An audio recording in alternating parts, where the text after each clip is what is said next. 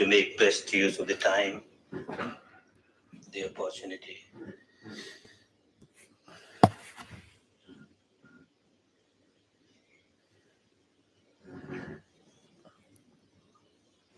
It will help you to refresh your practice of Anapana and Vipassana, and it will help you to refresh your understanding of the theory of the practice of Anapana and Vipassana.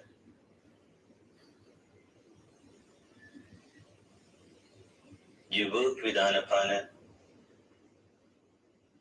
that means you work to develop your awareness of the natural breath, bare breath, pure breath. At times, of course, when you found it difficult to feel the natural breath, if it was too soft for you, too subtle for you, then you were permitted to take a few slightly hard breathings, intentional breathings, conscious breathings. But ultimately, you have to develop awareness of the natural breath, however soft it may be, however subtle it may be.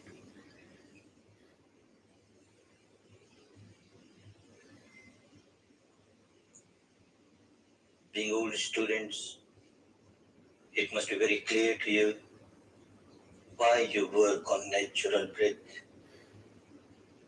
why you work on bare breath, nothing but breath, no verbalization, no visualization, no imagination.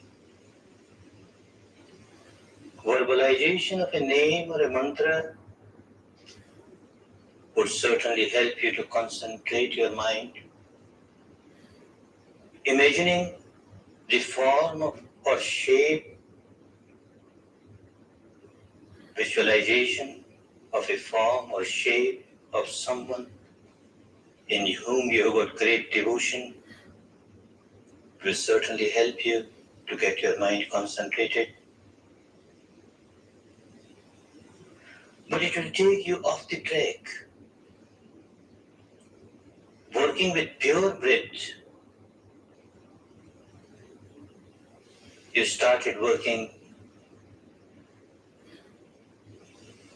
to train your mind to observe the nature, the natural truth, not artificial truth.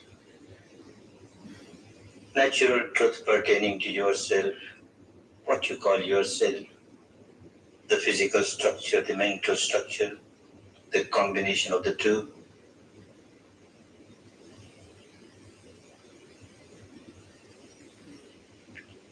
Breath is deeply connected with both the mind and the matter. If you had worked with verbalization, your mind would have got concentrated, but you would have missed this subtler reality pertaining to the body and the mind, which you started experiencing at the level of sensations. So also if you had worked with visualization, with imagination, your mind would have got concentrated easily, but you would have missed subtler realities pertaining to your mind and body at the level of the sensations. It was for this purpose that you worked with bare breath, nothing but breath, natural breath, normal breath.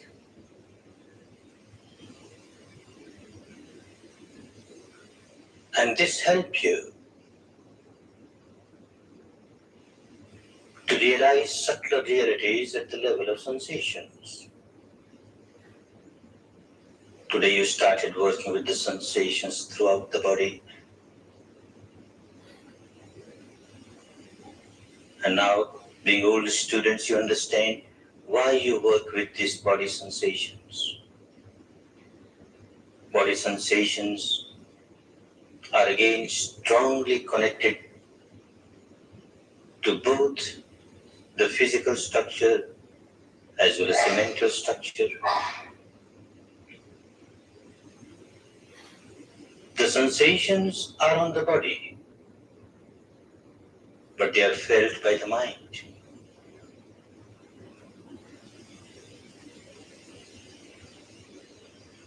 So observing the sensations, you started observing the reality of both mind and matter.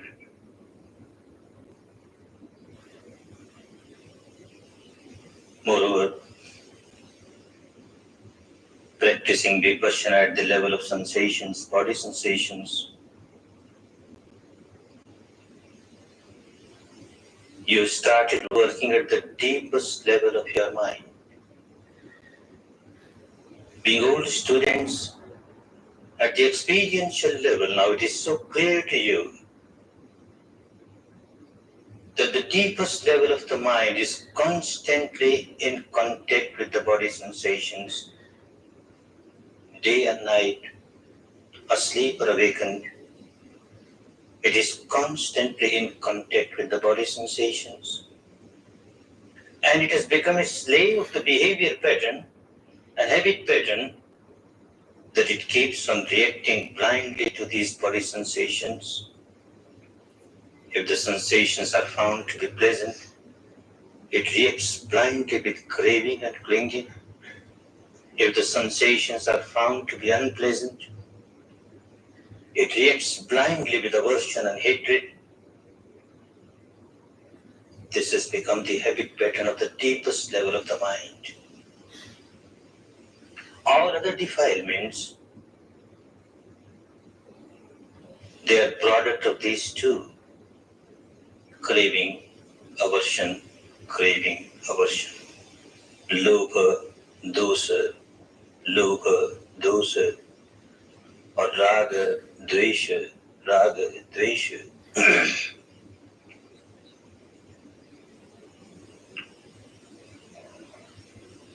When you change the habit pattern of this deepest level of the mind, you are changing the entire mental structure. Because the entire mental structure is guided, is influenced by this deepest level of the mind. This is the root.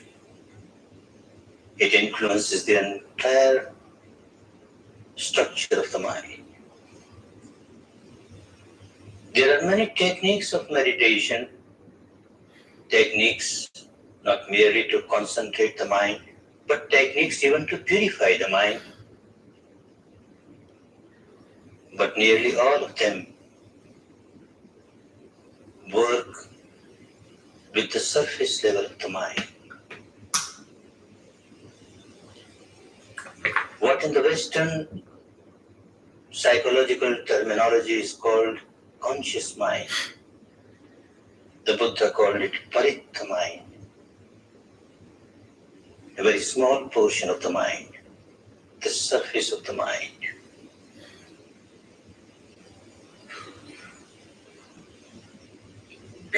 You can purify this surface of the mind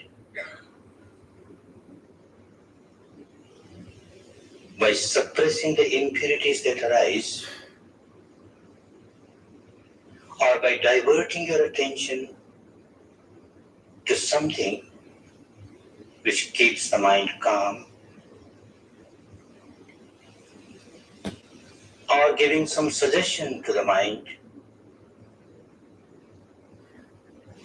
which helps this surface level of the mind to become calm, quiet, get purified also. But the deeper level remains untouched. It continues to roll in the old habit of blind reactions, reactions of craving, aversion, craving, aversion.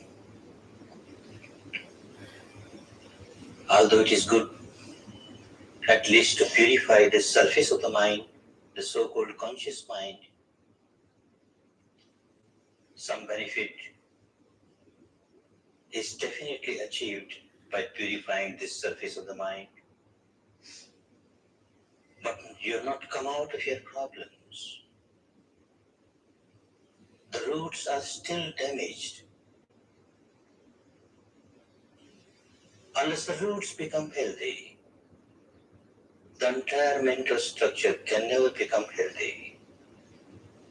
For some time it will seem as if the surface level of the mind has become healthy, is free from defilements, is not agitated, is calm, is quiet, tranquil, peaceful. Because at the depth of the mind, there is a continuous reaction of impurities, of craving and aversion. Time and again, these impurities will come upon the surface and overpower the surface level of the mind also. The enlightened person finds out the truth pertaining to the entire physical structure, the truth pertaining to the entire mental structure, and that is why he finds out the root cause of the misery. So long as one does not understand, does not realize, does not experience the root cause of the misery, one cannot eradicate this root cause and cannot get really liberated from all the miseries. It is because of ignorance, avidya. Because of ignorance, one keeps on reacting with craving and aversion, keeps on generating sankharas after sankharas at the deepest level of the mind. And the Buddha finds this out and says, avidya pacchaya sankhara. Avidya pacchaya sankhara. You generate sankhara because you remain ignorant. You remain ignorant as to what is happening at the deeper level of your mind. You remain ignorant that when you are reacting at the deeper level of the mind, you are generating misery for yourself. This is misery. Your reaction of craving and aversion is misery. This is cause of misery. And you will come out of this misery if you stop reacting. If you stop reacting at that depth of the mind, then you come out of the habit pattern. You change the habit pattern. There is no more ignorance. You're alert. You're attentive. You're awakened. Awakened at the deepest level of the mind. And you stop generating sankharas. When there is no avidya, there is no sankhara. And exploring the truth within the framework of the body, it becomes so clear that whenever you generate a sankhara of craving or aversion, you generate because you feel a sensation. You feel a sensation on the body. And the sensation on the body, feeling of the sensation on the body becomes a cause of your reacting with craving or aversion. Vedana pacchaya tanaha. Vedana pacchaya tanaha. It becomes so clear to someone who practices Vipassana. That means someone who practices the technique of exploring the truth, not merely at the surface level of the mind, but at the deepest level of the mind, the truth as it is. By exploring the truth as it is, you reach the stage where you started experiencing sensations throughout the body, pleasant, unpleasant, or neutral. And you started realizing that, look, the mind keeps on reacting to these sensations. So long as it continues to react to these sensations, It is multiplying misery, multiplying misery. Every reaction to these sensations, reaction of craving or reaction of aversion, is nothing but misery, misery, misery. This is not to be accepted because a Buddha said so. This is not to be accepted because your teacher says so. This is not to be accepted because a particular scripture says so, or a particular tradition says so, or a particular sect says so. You accept it because you realize it, you experience it. How, when you experience unpleasant sensations, your mind starts reacting with aversion, hatred, aversion, hatred. How, when you start experiencing pleasant sensations, a flow of very subtle vibrations, your mind starts reacting with craving, clinging, craving, clinging. This habit pattern becomes clearer and clearer as you pass through the reality at the experiential level. It is not just a belief. It is not just a dogma. It is not just a sectarian philosophy. It is there. You're experiencing it. The technique has taken you to the stage where you experience that, look, there are sensations throughout the body, pleasant, unpleasant, or neutral, and look how the mind has a tendency to react to these sensations. Every time you react to the sensations, you build up tensions, you start tying knots, you become miserable, more and more miserable. The suffering is there. The cause of suffering is there. The deep-rooted cause of suffering is so clear.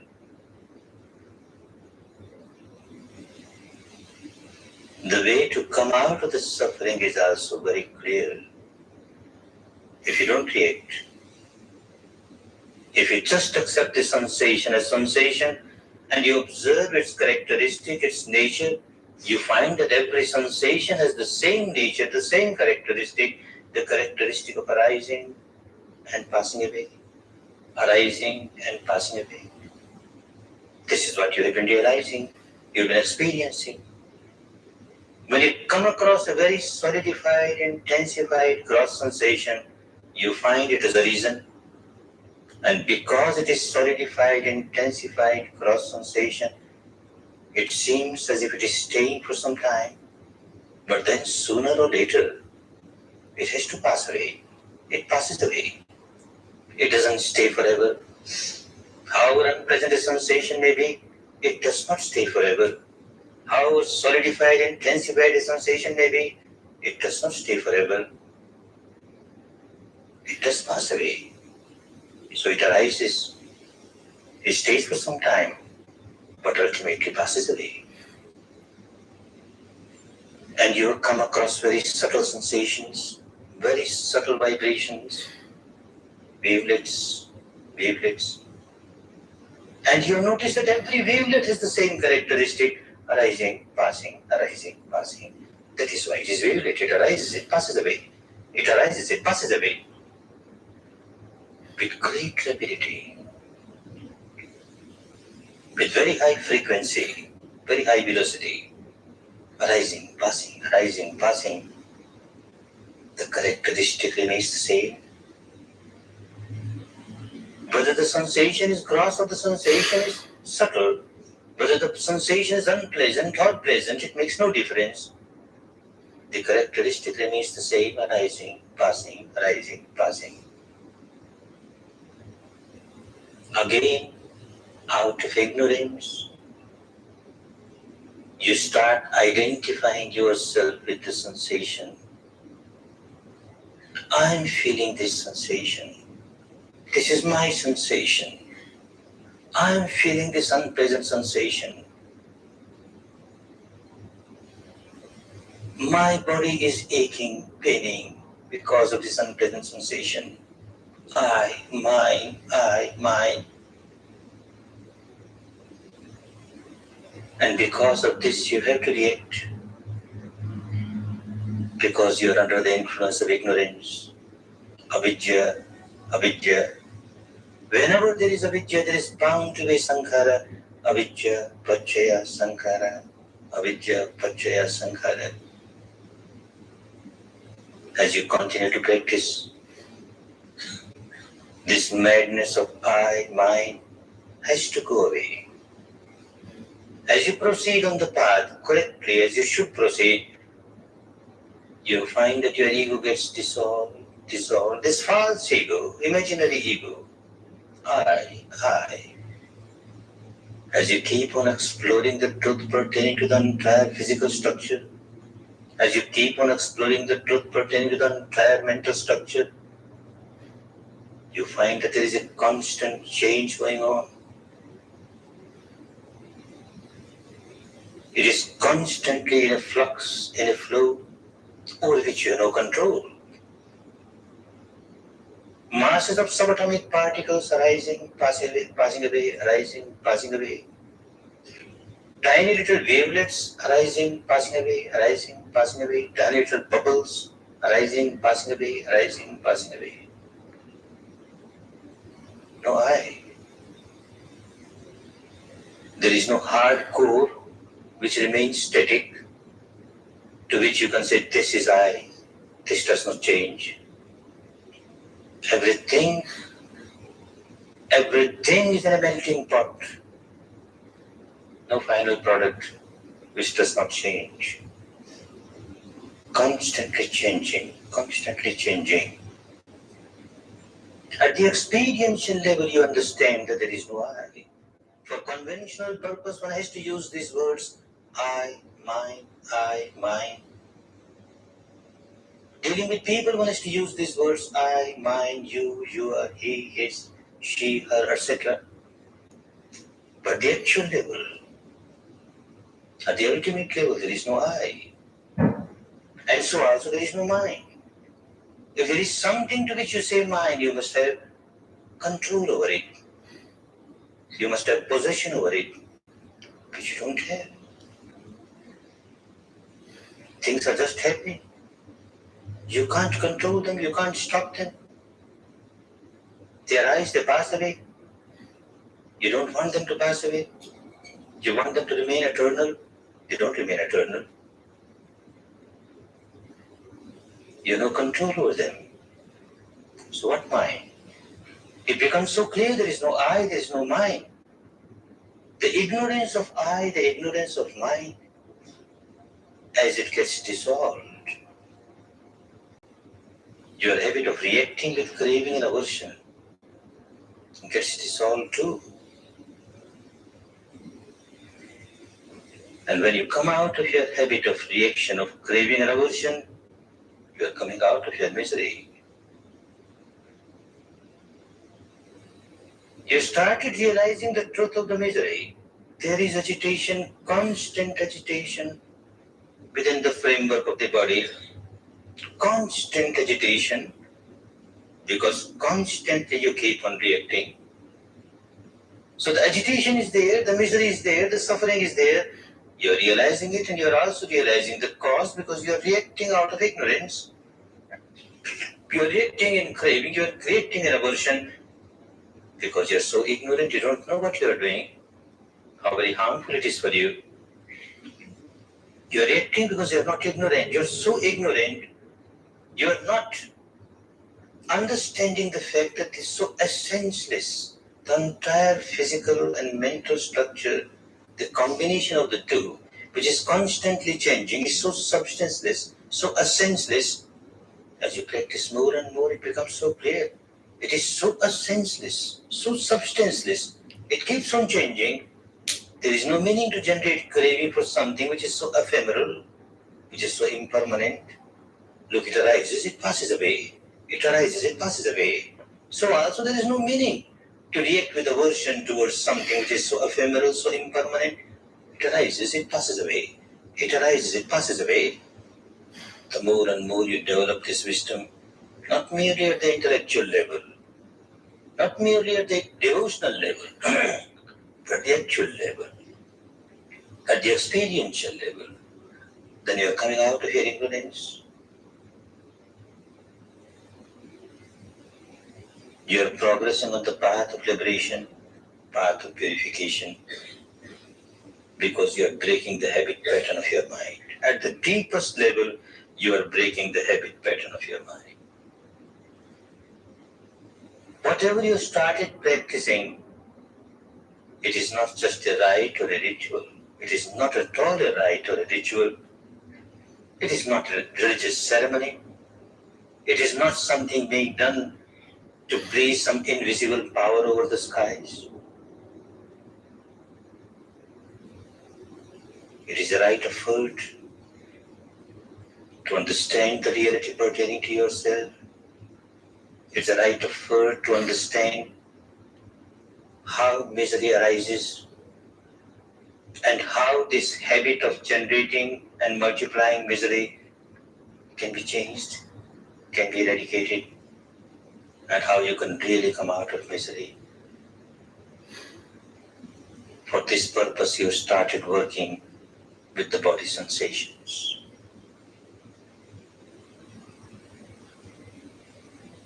The same theory you could have understood merely at the intellectual level by listening to discourses, by reading books. You could have intellectualized them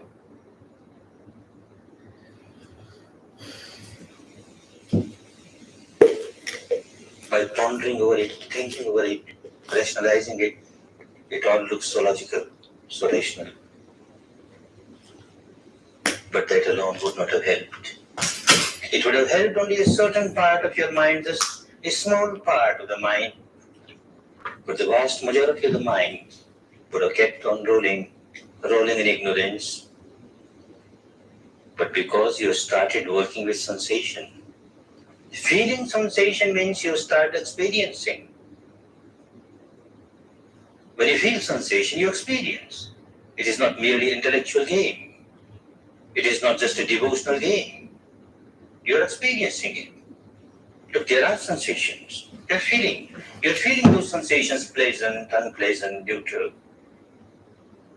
And at that level, you are understanding that, look, the habit pattern of the mind is to react with craving, with aversion, roll in ignorance. So your panya, your wisdom, is bhavanamaya panya. At the experiential level, you are developing your wisdom. And Vipassana is for that purpose only. Otherwise, there was no use for your joining a course 10 days or 3 days or longer courses even. Because you experience the truth, you explore the truth at the experiential level, then you really make a change in the habit pattern of your mind. You make a change in the habit pattern of the mind at the deepest level of the mind. The so-called unconscious mind, which is never unconscious. It is always conscious to the body sensations, but it is so blind that it keeps on reacting to these body sensations, and thus it keeps on generating misery and keeps on multiplying misery. And this is what you started coming out on. You are observing the sensation and you are not reacting to it. Not that all the time when you practice Vipassana, you are so wise that you don't react to these sensations. But certainly a change has started. Sitting for 1 hour, you get at least a few moments when you are aware of the sensations and you are not reacting to them. You are aware of the sensations and you are not reacting to them. You just keep on understanding it is anicca, it is anicca, it is impermanent. Let me see how long it lasts. Look, it has arisen. Let me see how long it lasts. And look, it has passed away. It is arisen. It has passed away. It is arisen. It has passed away. Those moments when you are with the understanding of anicca at the experiential level, and you are equanimous with those sensations, are wonderful moments for you. Those are the moments when you really broken the habit pattern of your mind, maybe for a few moments. Does not matter, the beginning is made. These very few moments will turn into a few seconds, will turn into a few minutes. It all depends how you work, how seriously you work. you start changing the habit pattern of your mind. You stop generating new sankharas. Vedana, Pachaya, Tanaha. The old habit pattern of the mind was to react with craving, with aversion, whenever there is a sensation on the body. Whenever you feel a sensation on the body, you react with craving or aversion. In Tanha, you have both craving as well as aversion.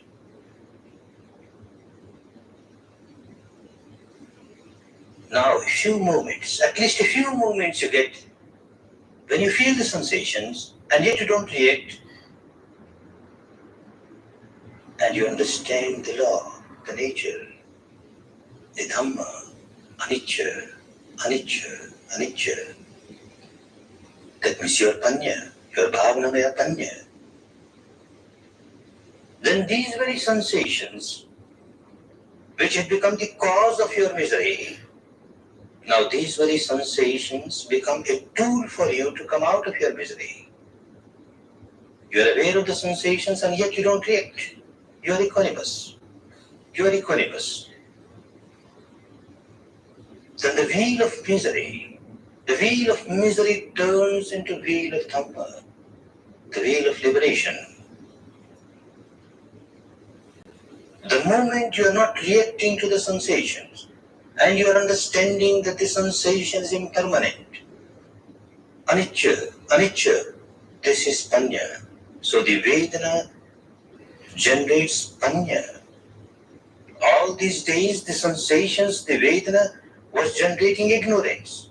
And because of that, you were reacting with craving and aversion. Now these very sensations generate wisdom, and you remain equanimous.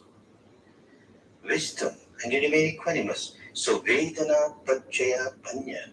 Instead of Vedana, Pachaya, Tanaha, now it is turned. Vedana, Pachaya, Panya. The wheel of misery is turned into wheel of liberation. You have started changing the habit pattern of your mind.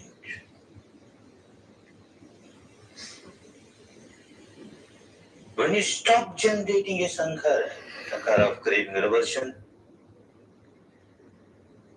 then some deep sankhara of the past, which you accumulated at the deepest level of your mind, now according to the law of the nature, it has to come to the surface of the mind. You are experiencing an unpleasant sensation. The old habit pattern was that whenever you experience an unpleasant sensation, you react with aversion. You react with hatred. Now you have not done so. The unpleasant sensation is there, and yet you are not reacted. At the deep level of your mind, the habit pattern was to react with aversion to the unpleasant sensation, so your accumulated old sankharas of aversion are shaken. One or the other will come on the surface.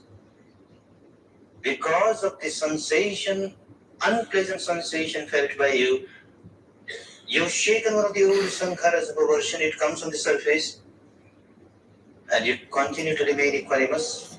You continue to remain equanimous. This old sankhara which has come on the surface loses its strength, becomes weak, and passes away. Another deep accumulated sankhara of aversion will come on the surface, and you still remain equanimous. It will lose its strength, it will become weaker and weaker, feebler and feebler, and will pass away. Like this, layers after layers of old accumulated sankharas will keep on coming on the surface, and they keep on passing away. So long as you are equanimous with the sensation, they keep on passing away because those sankharas are related to the sensation. They come on the surface, the sensation is there, but you don't react to it. Then they lose all their strength and they pass away. They lose all their strength and they pass away. The law of nature is such. The old habit pattern was that you continuously keep on generating aversion, aversion, aversion, aversion. That means you are continuously charging your battery with aversion, with aversion, with aversion. Now you stop charging the battery. You stop charging the battery with aversion, and the law of nature is such, when you stop charging the battery, it starts getting discharging. Every moment when you're not charging it, it is getting discharged. That means the stock of aversion deep inside has started passing away. Layer after layer come on the surface and pass away. Layer after layer come on the surface and pass away. As many layers as are eradicated, that much you are liberated from misery. Because every sankhara of aversion within you is nothing but misery. So also when you come across pleasant sensations, the old habit pattern was to react with craving, clinging. And now even for a few moments, you are not reacting with craving, you are not reacting with clinging. Then old sankharas of craving and clinging will start coming up on the surface. You are experiencing the pleasant sensations, yet you are not reacting. You are equanimous. You understand they are impermanent, they are impermanent, they are impermanent. Then layers after layers of the old stock will come on the surface, get peeled off, get peeled off, get peeled off. As many of the sankharas got peeled off, that much your misery is gone. You liberated yourself. And it becomes so clear to a practitioner of Vipassana, it becomes so clear that no one else can liberate me. I have to liberate myself. No one else can liberate me. So this mad belief of depending on this person or that person, this being or that being, this power or that power, please liberate me, that madness goes away. I have to liberate myself. One does not generate ego because of this. But I am so powerful, I will liberate myself. Not that. In all humbleness, one understands one's responsibility. This is my responsibility to liberate myself. I am responsible for this mad habit pattern of blind reaction of craving and aversion.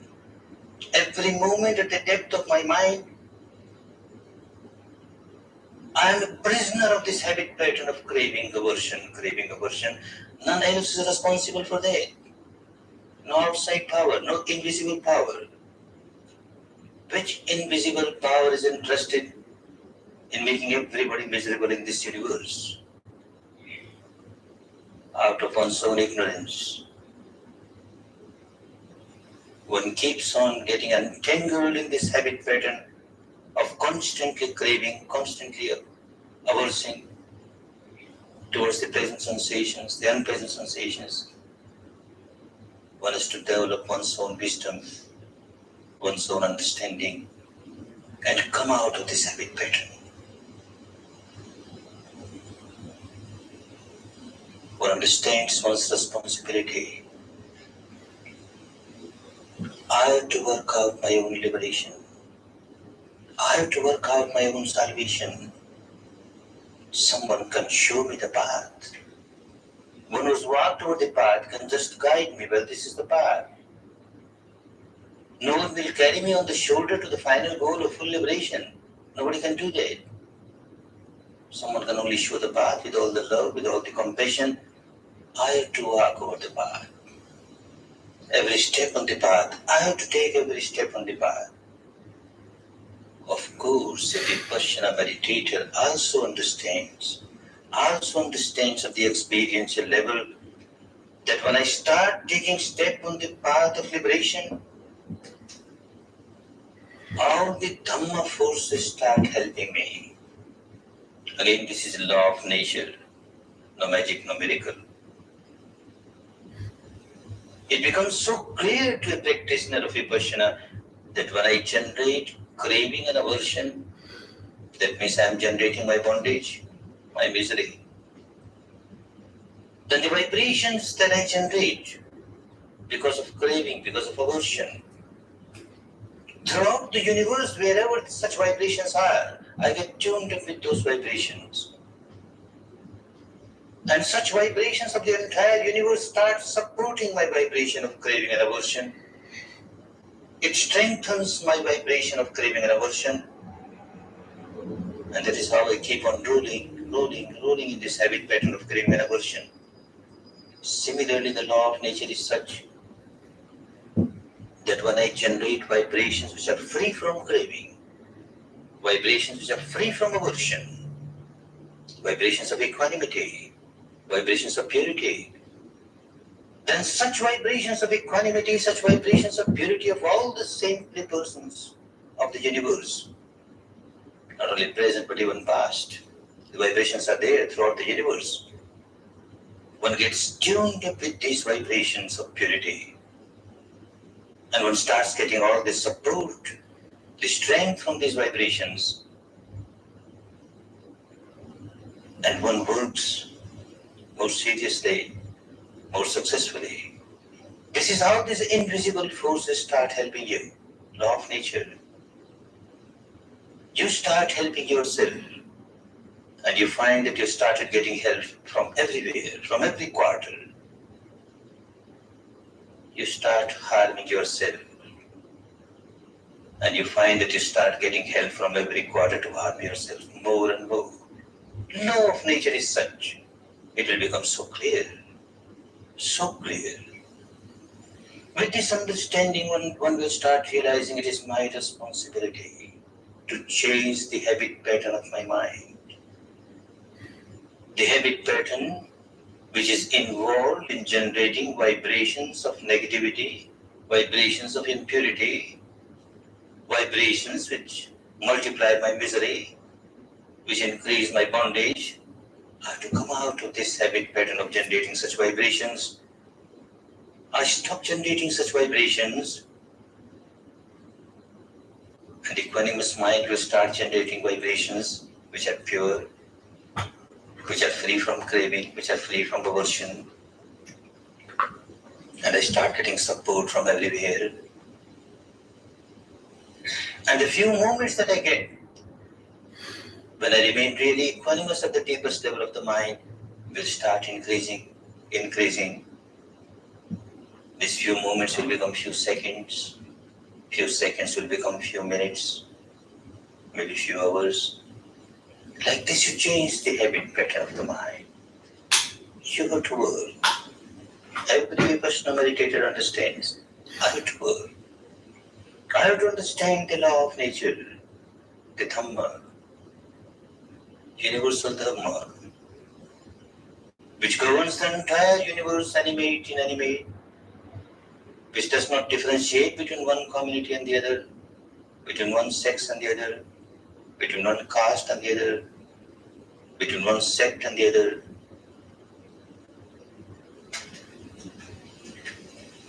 It is so universal, so universal.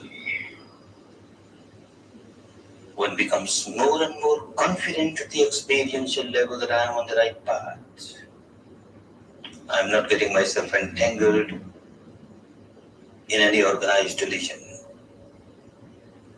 I am not getting myself converted from one organized religion to another organized religion. All these organized religions are bondages. They are barriers for the real progress on the path of liberation. This will become so clear. Sectarianism and Dhamma cannot go together. Dhamma is infinite, unlimited. Sectarianism will bound you to limitations. You can't proceed further. When you're out of sectarianism, then you will find you started understanding pure Dhamma, universal Dhamma. Then you will keep on progressing on the path without any barrier, without any limitation.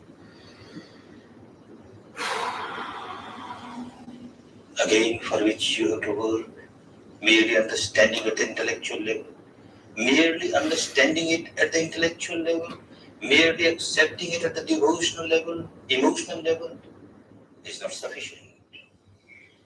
One is to work, and work very hard,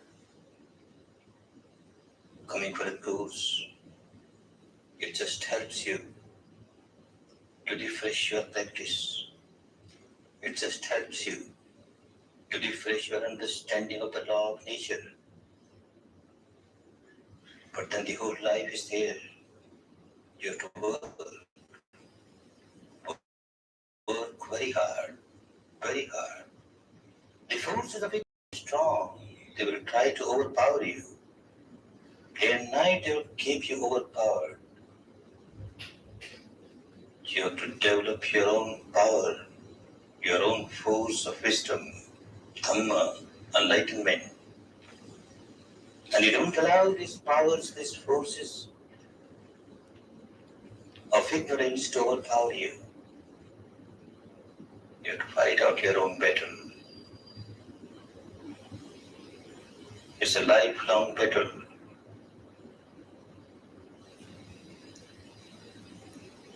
Your entire mental structure has remained a slave of the ignorance, the forces of ignorance. And you have to bring it out from ignorance and establish it in wisdom, for which you have to work. You have to work. No one else can work for you. No one else can liberate you. You have to liberate yourself. Make best use of the time. Make best use of the facility. Make best use of the opportunity. Make best use of the wonderful Dhamma, the wonderful technique to liberate yourself, to come out of all the bondages, the shackles, the chains, and enjoy real peace, enjoy real happiness. May all of you enjoy real peace, real happiness, real harmony.